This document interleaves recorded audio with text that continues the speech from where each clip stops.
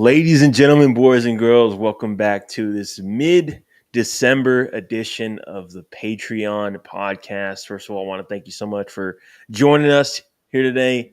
Today we don't have anything in particular planned. We're just gonna talk sports and see where it takes us.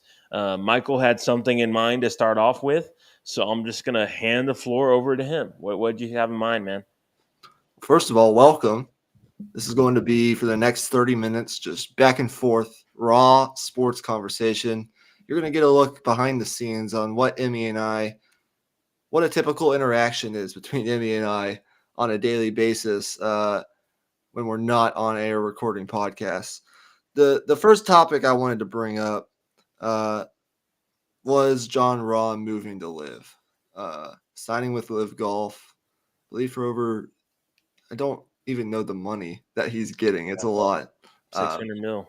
But what are your thoughts on, first of all, the move by Jon? He's been stark in his comments in the past about wanting to stay on the PGA Tour, but as we know, money talks. Everyone has a value, and he moves over to Live. There are a lot of questions around, whether or not he should be eligible to compete in the Ryder Cup and, staying away from public event. All of this stuff is in the air right now in golf. So I just wanted to talk a little bit about the Jon Rahm news to Live. What are your thoughts? Yeah, man. I mean, I think compared to some of the other main guys on the PGA Tour, I'd say he was probably one of the more neutral guys when it came to Live, when it came to some of those questions on those press conferences. He was one of the guys that was a little bit more neutral. And I think ultimately, I think if golf wants to really kickstart this new era of golf with, the PGA Tour and the Live Golf Tour coexisting, whatever that may mean. We still don't know what this, partnership is yet. Nothing has come out about that. But if golf wants to really get past this, like, kind of in between stage, they just gotta get on with it. Like this thing you mentioned with the Ryder Cup. Even as an American, if Jon Rahm isn't playing in the Ryder Cup, that would be a travesty.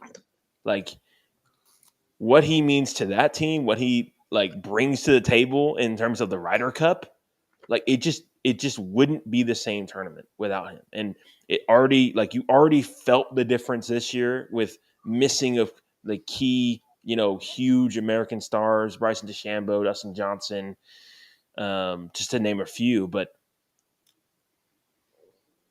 it's just, all of the little stuff here and there, we can't let them be in the Ryder Cup. They're not getting any world record points. I get that, but I think golf needs to move past that right now, just for the overall health of the sport, I think. Yeah, I think there are two paths forward for the sport of golf. And, the PIF, which is under control of the Saudis, has, they've invested heavily in many other sports. We've seen that. They're invested in Formula One. They're invested in the Premier League, some boxing, and then perhaps most controversially, Live Golf. But I think what needs to happen is one of two things. Number one, the PIF and the PGA need to come to an agreement on a merger that would allow Live and the PGA to operate under the same umbrella. So a lot of these other existential issues would be taken care of. Or the PGA Tour, if they don't do that, is likely going to remain at odds with the Saudis, and they're going to take investment elsewhere. and these same problems are going to persist. So I don't know what both sides want. I haven't been as plugged into this particular issue. But for me, I don't know if the golf audience is big enough to support two prominent leagues. Yeah, no. And this is an issue, this divide in golf right now. When we know, and we've spoken about it extensively in our golf episodes, like this is every year for like the past 5 years, there are new young stars in this game. And to have all these other issues, I think, is watering down the sport a little bit for what it's been. I mean, think about all the young talent that's on tour right now. And so I'll still watch the majors. I haven't watched Live yet. I just don't really have much of an interest, to be honest. But it's hard, you know. It's going to be hard not to if players continue to peel off, especially players the caliber of Jon Rahm. He's like one of the 3 best golfers in the world, unquestionably.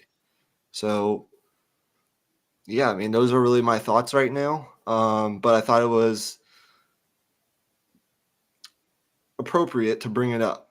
Yeah, definitely. And I'm glad you did. You know, now that we're 2 years into this live golf scenario, live golf situation, I think it's pretty clear that golf needed a shakeup.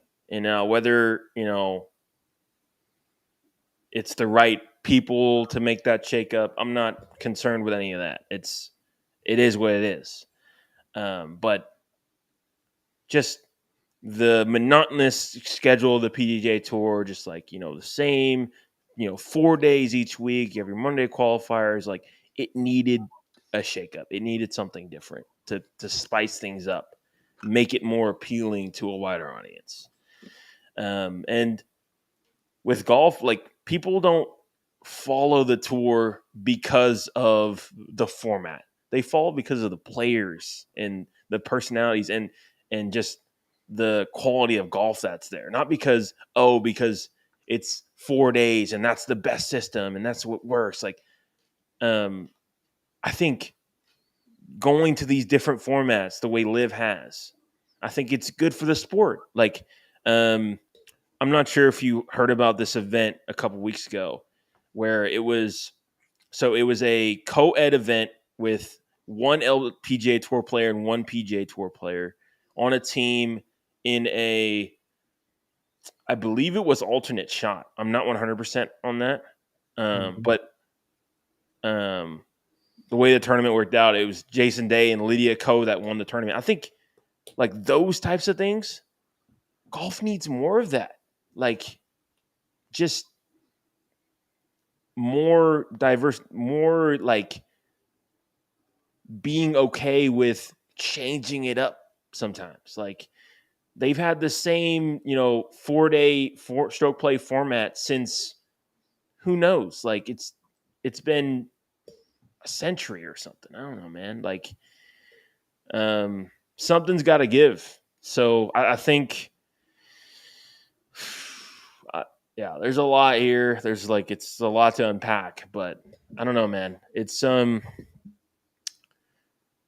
think golf has got to change. Like the PGA Tour has to like embrace this change, or it's just gonna be there's gonna be nothing left, and I don't want that. Like as much as I, don't like this, like the split between the tours and all this right now. Like I certainly don't want like Live to be the only tour. That wouldn't be good either. So yeah, there just has to be unity.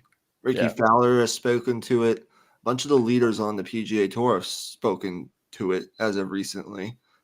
Division is going to run this sport into the ground. It just is.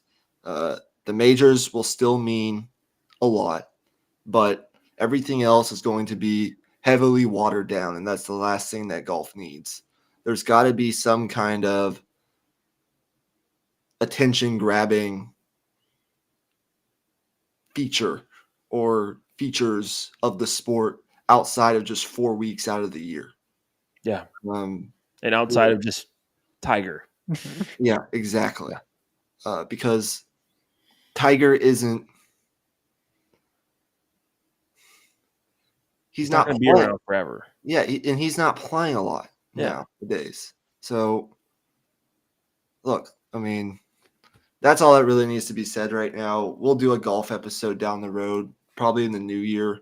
When There is one other thing I'd like to bring up too. Yeah, go ahead. The USGA and like the PGA Tour, like they announced like I think about a month ago that they're going to start researching the golf ball and basically do a golf ball rollback where they limit how far the golf ball is going a little bit more, because that's been a growing, problem in the golf world, is the fact that the longer and longer you make courses, it never seems long enough because players just keep on hitting the ball further and further and further.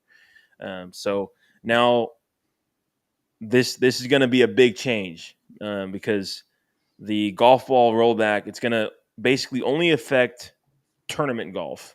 The regular golf balls that we use today is going to be, available to all amateur players, really. And then for tournament golf, they're going to have a set like golf ball type that doesn't go as far. I don't know if you heard about that or if you've heard much about it yet, but just based on what I've said there, like, what are your initial thoughts on that? I've heard of it. I haven't digging deeper than surface level on the matter, but I think I don't have a strong opinion one way or the other. Gotcha. But Yeah. I think if you were to tell me like the plan is simple, this is just all about combating increased hitting distances for, I guess, the long-term stability of the sport, like you spoke to, I may not fully agree with it, but in the approach to it, but I can understand it at least a little bit. But I'm not an expert on this matter, so I don't. That's really all I'll say. Yeah, I'll be honest, man. Like I don't like it. I don't like it at all. Like, this is what I mean when I say golf needs to embrace change. Like, this mindset of I mean, why not let players hit it farther? Scores be lower, see better golf, like more entertainment. Like, the NBA has been great about this. The NFL has been great about this. Like, just more offense equals more entertainment equals more eyes. Yep. More reason to watch. Yep. I mean, if guys in 10 years are hitting it 400 yards on average, so be it. I mean, why the hell not, right? I mean, it just feels so backwards to me. It's just not, it just doesn't align with how I see things at all. Like, it's just the exact opposite. But so I just wanted to bring it up. No, I feel you, and I don't disagree with you at all. For me right now, until I'm able to dig deeper into it, it's just kind of like trying to understand their side of things. But I don't even know if what I brought up is even the What you motivation said, behind it. 100%.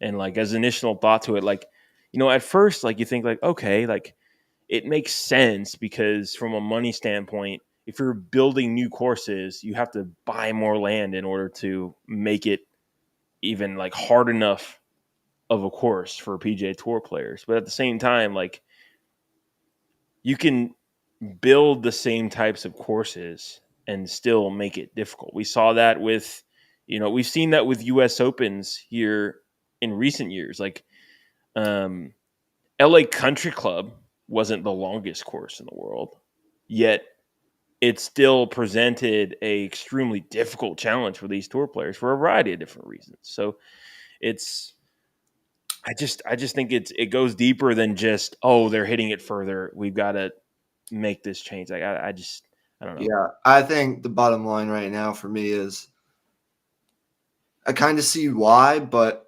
I am against the approach. Like Yeah. the approach isn't there for me.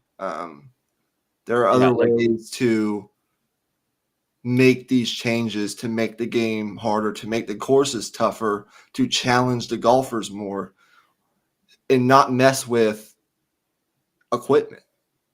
The yeah. equipment that we've been using, that's been a constant in golf for however long. Um, like why? I don't know. Yeah, they're Uh, basically saying the golf ball, oh, it's the golf ball's gotten too good. Like we got to roll it back. that'd be And like kind of it saying, goes against the way I see sports as well, because every sport evolves over time to where the players now are better than the players that are 10 years ago. So like I just think you got to let that natural evolvement happen. And with golf, obviously technology plays a part in that, and that's always going to play a part in that, because like your like equipment matters, like your clubs matter, your golf ball matters. um so like if the technology is there and available and researched and done already, then why not just let that play out? I don't like it. yeah, I have nothing else to add really. It'd be kind of like the NBA saying, well, players are too good shooting now, so we Let's gotta change the basketball. change. We gotta increase the air pressure of the basketball so that it's more bouncy, and Yeah, it makes it let's tougher to. put double rims. Yeah, it'd be kind of like that. Like Yeah, what? like why? No, Yeah, exactly. don't. So Um, but yeah, let's change sports. Let's yeah. shift the focus. You have anything in mind right now? Well, um, all of this talk about technology has me thinking about Formula One, and like, because obviously Formula One, it's the ultimate like sport science fair combined. Like it's like an ultimate intersection of like sport and science, uh, in my Yeah. opinion. And right now, I think in a similar way, Formula One is kind of at a crossroads with where, like Formula One has had a lot of new fans come in over the last few years because of Drive to Survive, the Netflix series, Hmm. and I think a lot of the new fans want to see the sport go in a different direction than what it has been. And right now, the way it stands is um, basically teams are free to research and make the car as good as they can, and each team like will have their own unique car to try to put the fastest car out there. And there's been a push for, oh, like we should have you know equal engines so that there's more parity, or that there's more, so that there's not years like this past year where you have one team dominating the sport the entire year.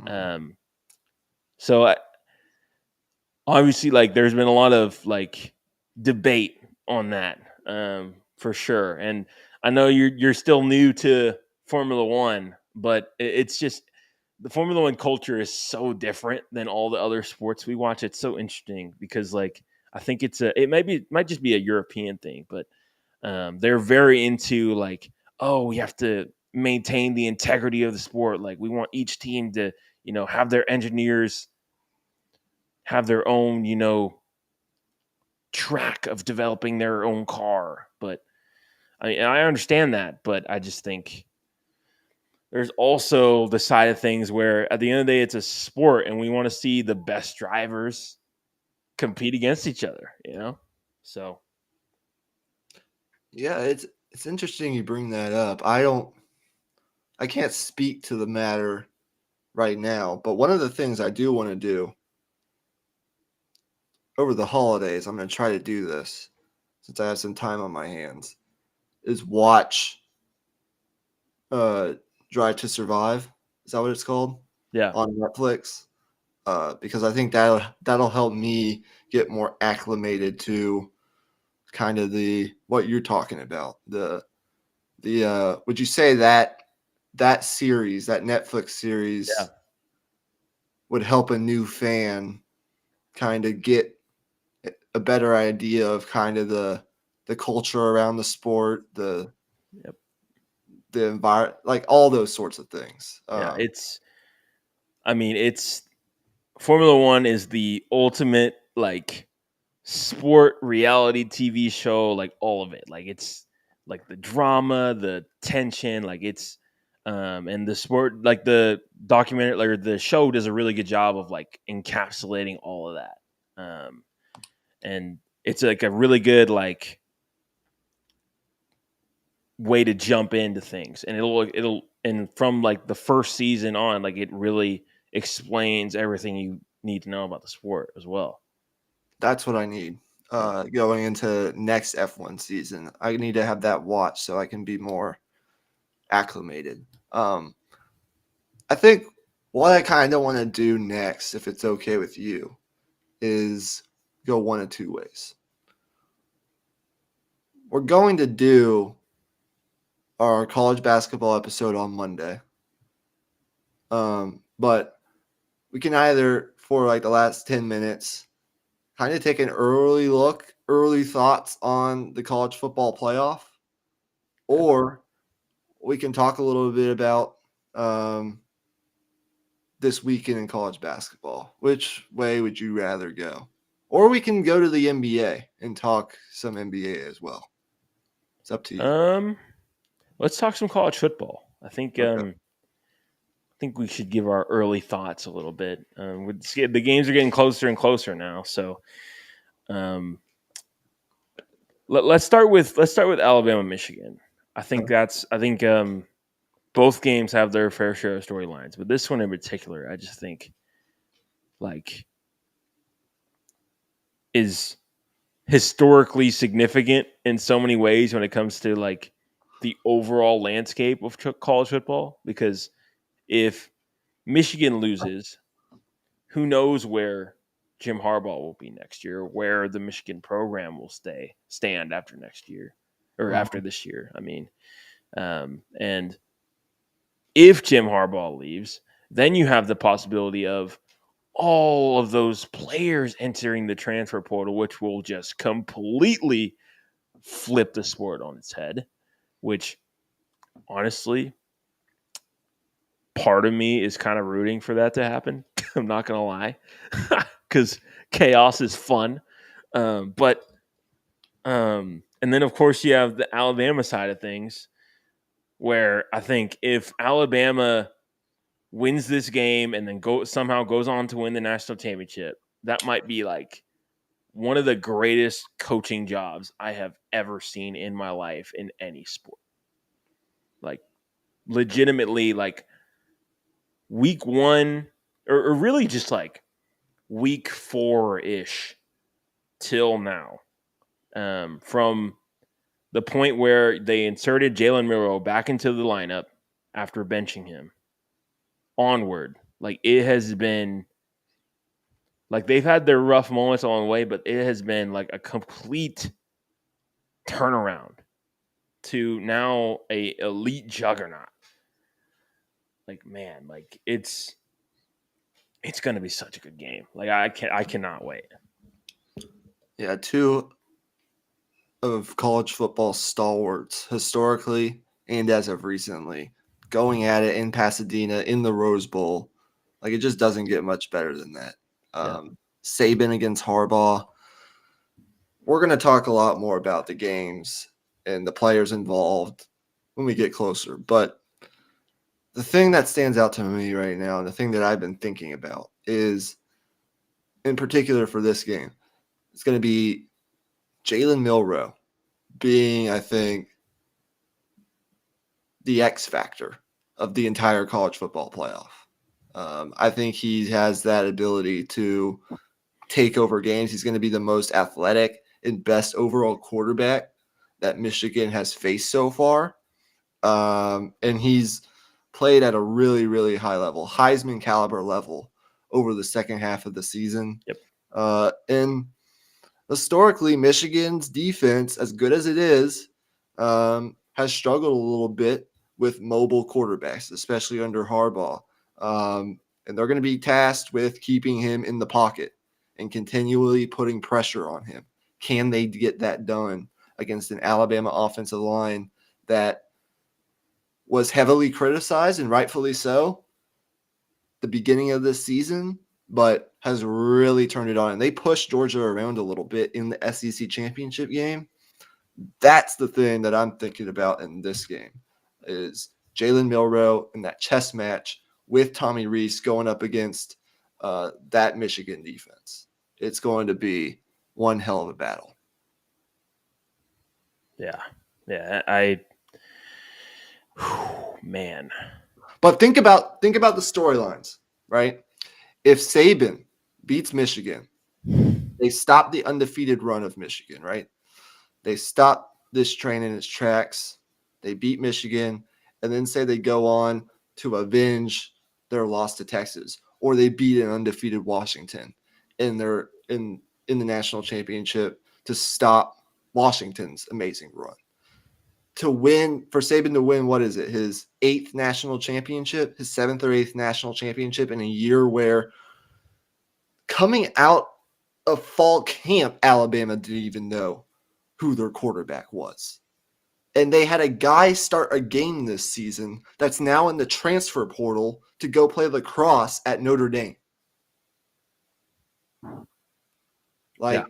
It's one of the best coaching jobs, as you mentioned, that I think we've ever seen. Yeah. And it's not because this Alabama team is short for talent. It was just because it's rare that you come into the season with so much uncertainty at the quarterback position and you're able to overcome that. As bad as it looked in the first 3 weeks, it got better and better and better. They ran the table in the SEC. They dethroned the red and black machine that is Georgia in the SEC championship game. They overcame adversity with, of course, the game at Auburn, where they were this close to losing and not being in this position. Yep. But they got it done. They found a way to make a play.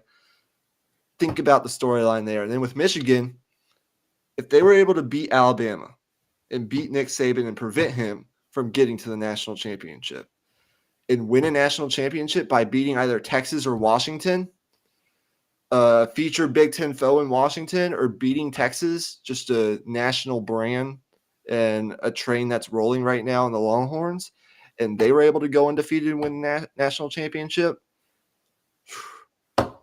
they've already kind of played the victim role with all this stuff going on around the program with Connor Stallions and the cheating and sign stealing and this and that, overcoming Harbaugh not being on the sidelines this year for half of their games, 6 of their games. They were without their head coach with the suspension early on in the season for the recruiting incident, and then the suspension to end the season for the cheating.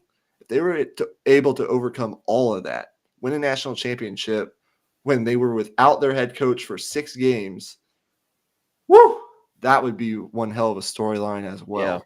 Yeah. So it's just like, that's just in the Rose Bowl. We're not even talking about Washington and Texas. So let's talk about that a little bit before we wrap this thing up. You have some early thoughts on this game? Where's your head at right now? Yeah, I think it's the concern for me right now is Texas secondary. That's the concern. I mean, Josh Pate said it best. You can, have the talent advantage overall, which, even then, like, it's debatably so, because I believe these teams are pretty evenly matched for the most part. even with a talent advantage, if one team's guys are dominating on the outside at the wide receiver position and dominating in that part of the game, it may not matter. So that being said, I mean, Texas secondary, I think, I think can, like has shown good things throughout the season at times. Like it hasn't been all bad, but man, I mean, you'd be hard pressed to find a receiving core this good, this deep. I mean, anywhere in the country, really. So that's going to be a tough test. Offensively, I think we know who we are offensively. I think the identity is there. I think Quinn Ewers has really found a rhythm, and I think Sark will have those guys prepared offensively as well. So I think just pass defense, and that goes for the secondary, that goes for the pass rush as well. Just pass defense in general. It's going to be so huge. No, it'll absolutely be a challenge. There's a reason Washington is where it is. Yeah.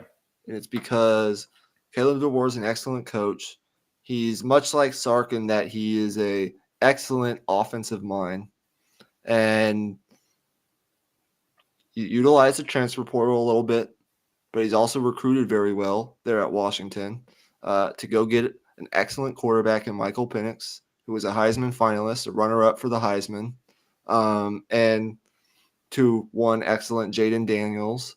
And when you have 3 NFL caliber wide receivers with Jalen McMillan, Jalen Polk, and Rome Odunze, who will unquestionably, in my opinion, be a top 15 pick, if not a top 10 pick, potentially, especially if he puts on a show in the playoff. It'll be a tough challenge, no doubt, for the Texas secondary.